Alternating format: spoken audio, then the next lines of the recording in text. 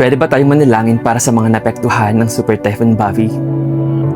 Heavenly Father, Panginoon, bigat ang aming mga puso habang itinataas namin sa iyo ang lahat ng naapektuhan ng Super Typhoon Bobby. Lord, ipinapanalangin namin ang mga pamilya sa Rota, Guam, Saipan at Tinian na direktang sinalanta ng napakalakas na bagyong to.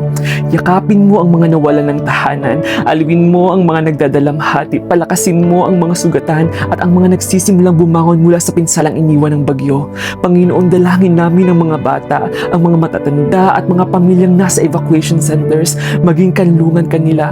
Magbigay ka ng sapat na pagkain, malinis na tubig, gamot at lahat ng kanilang pangangailangan. Palakasin mo rin ang mga rescue teams, medical workers, volunteers at lahat ng patuloy na nagsisilbi upang maligtas ang buhay ng iba. Panginoon, ipinapanalangin din namin ang aming mga kababayang Pilipino at mga OFW na nasa mga lugar na naapektuhan ng bagyo. Ingatan mo po sila, bigyan mo sila ng karunungan sa bawat desisyong gagawin nila. Ilayo mo sila sa anumang kapahamakan at iparamdam mong hindi mo sila iniiwan. Ama, ipinapanalangin din namin ang Pilipinas, lalo na ang mga lugar na maaaring maapektuhan habang papalapit ang bagyo. Tulungan mo ang mga pamilya na makapaghanda. Bigyan mo ng karunungan ng aming mga opisyal, rescue teams at disaster responders. Naway maging maagap ang bawat komunidad sa pakikinig sa mga babala at paglikas kung kinakailangan. Protektahan mo ang aming mga tahanan, mga kabuhayan at mga mahal sa buhay.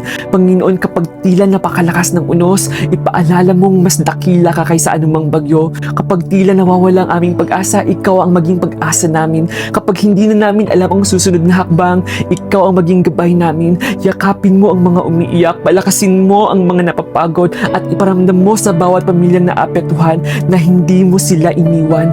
Non nobis Domini, non nobis sed nomini tuo de gloriam. Not to us, O Lord, not to us, but to your name be the glory, sa makapangyarihan at dakilang pangalan ni Jesucristo. Amen. God bless at i-share mo to sa taong nangangailangan ng panalangin ngayong araw.